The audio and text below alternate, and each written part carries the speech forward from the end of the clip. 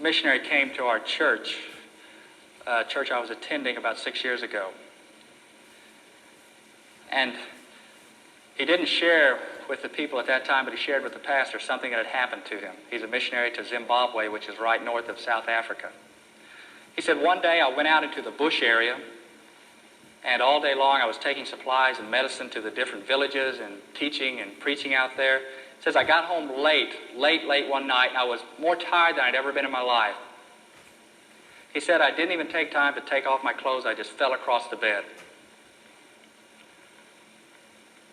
He said he awoke a few moments later with an arm reaching through on one window. He said you had to leave the windows open because you would suffocate with the heat if you didn't. He said arms would just reach in and they would try to find a watch or a wallet or a keychain or some jewelry, anything that they could find that might be of value.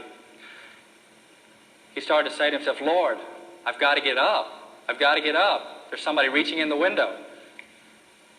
And in his exhaustion, all he could do was hear a voice in his head of Psalms 4:8 saying, Thou alone dost make me to dwell in safety. Thou alone dost make me to dwell in safety.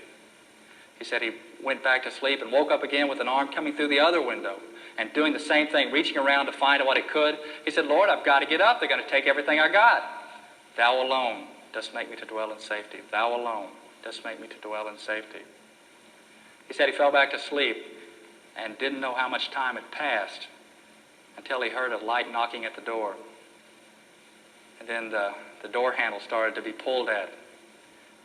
And finally the door was being shaken off its hinges almost. And he drug himself up at that point and went to that door. And he opened it, and there was a policeman standing there. And the policeman said, Are you Bud Fray? He said, Yes, I'm Bud Fray. He said, You called? He said, No, I didn't call. He said, You're Bud Fray and you called. He said, I'm Bud Fray, but I haven't called anybody tonight. He said, Well, somebody named Bud Fray called us and told us there was a prowler, and we got him. Cannot be explained any other way but that God was with him.